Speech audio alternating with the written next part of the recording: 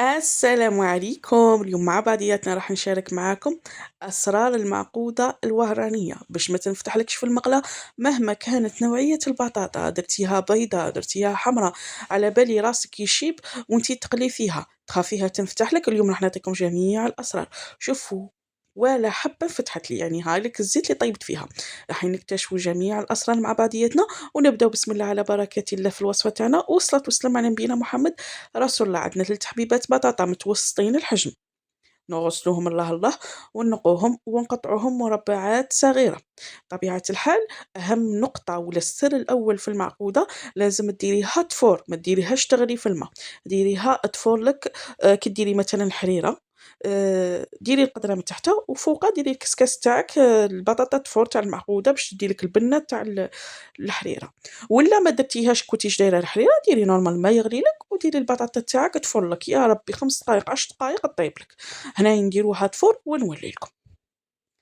وهنايا بعد ما فرت لي البطاطا وطابت لي ما شاء الله، نبداو نحطو فيها. هنايا حطيت نصف الكميه الاولى مرسيها بالخف، والنصف الكميه الزوجه خليتها فوق القدره تاعي باش البطاطا تاعك ما تبردش صاي.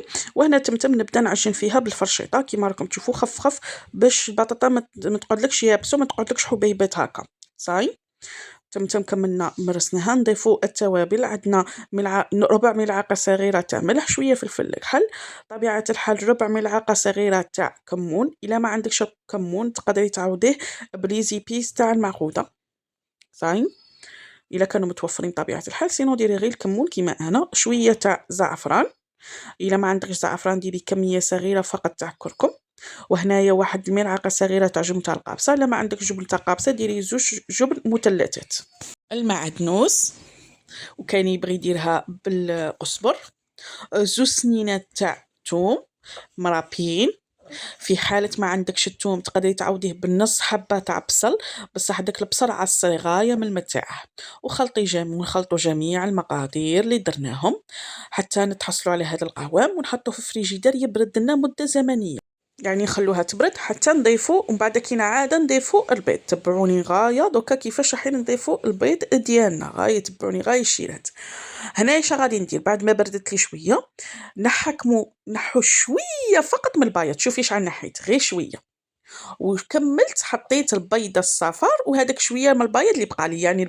يعني البياض تاعكم اقسموا على نصفين، نصف نخلوه بعد نرمدوا فيه المعقوده ولا ندخلوا فيه المعقوده ولا نغطسوا فيه المعقوده، والنصف نديروه داخل المعقوده تاعنا مع هذاك الصفار، ونخلطوا كامل الكميه ديالنا. ومن بعد كينا عاده باش نروحوا نضيفوا لا شابلور. شوفوا الشيلات هنا لا شابلور انا احتاجيت، ديت لي كلش كميه، درت لي 3 مغارف كبار. كمبدئيا درت 2 مغارف كبار وخلطت، لازم تخلطي بيديك باش تشوفي القوام. ومن بعد كينا من بعد قعدت نضيف الملعقه الثالثه غير بالتدريج. في حاله ما عندكش لا شابلور شتي دي فوا طيحي اون بال ما يكونش عندك، تقدري تعوضيها بملعقه حتى الملعقه ونص تاع فارينه ولا تاع مايزينا عادي، وتجيك شابه وما تنفتحلكش. يعني ما تخافيش، دي فوا انا نديرها بالفارينه عادي جدا. ان شاء الله راح نجرب نشارك معكم جميع الوصفات تاع المعقوده باش ما تكونش عندك هذه ديري هذه باذن الله سبحانه وتعالى. هنا شوفوا وقعت نلم فيها وقعت نزيد في هذيك الملعقه تاع لا شابلور غير بالعقل. هنايا دات لي 3 مغارف. كي تغسلي يدك وتشليها ولا ترفديها باليد الزوجه تشوفيها تلم لك شغل كيما لاباط تاع الصابلي. ونبداو تدريجيا نبداو نشكلوا في المعقوده ديالنا كريات كريات. هنا شوفوها يعني ما تلصقش كامل في اليد، تعرفوها راه واجده. معناتها السر الاول لازم المعقوده نفوروها. السر الثاني لازم نضيفوا لها الصفار وشويه من البياض ماشي بيضه كومبلي. السر الثالث نضيفوا لها لا شابلور. والسر الرابع نخلوها تبرد لنا شويه في الفريجيدير، ما ديريهاش تمتم، ما تقليهاش تمتم وهي سخونه، ديريها شويه تبردك. اغسلي الميانه تاعك، نقي كوزينتك. ومن بعد كاين عاده هنا نجيو نبداو نقليو في المعقوده ديالنا. هنا نديرها تبرد لي، نغسل نقي كوزينه. وهنا بعد ما فاتت فتره زمنيه تاع 10 دقائق نحكموا هذاك البياض نضربوه شويه كيما راكم تشوفوا، ونجيبوا الحبيبه تاعنا تاع المعقوده ونغطسوها داخل هذاك البياض. يعني شغل كيما حنا نقولوا نسبغوها شغل، نطلوها كامل هكا باش يكون المصطلح صحيح. نطلوها كامل بهذاك البياض ونحطوها مباشره في الزيت اللي ما تكونش غازيره، اللي تكون شغل الحبه تاع المقود تجيك في النص. الزيت ما لازمش تكون غزيره، انا ناكد الزيت ما لازمش تكون غزيره، لازم تكون شويه تاع زيت يعني في النص الحبه تاع المعقوده، ما يعادل ديري نص كاس تاع زيت، ما تكتريش، ولا ربع كاس تاع زيت، ما تكتريش على حسب مقلتك. وفي المقله تاعك ما تكتريش الحبه تاع المعقوده، ديري 4 حتى ل5 حبات، هذا ما كان. ها راني نعطيك كاع الاسرار. الزيت ما تكتريش، يعني نوصي خاش كان تكتري والمعقوده تاعك تتغطى لك بالزيت راح تنفتح لك. ونقطة مهمة أخرى، ما تقلبيهاش بالفرشيطة، نقلبوها بالمغيرفة كيما أنا، 2 مغارف قلبيها بيهم، ما تقلبيهاش بالفرشيطة باش ما تقبيش البطاطا تاعك، لاخاطش هي راهي مغلفة بالباية تاع البيض.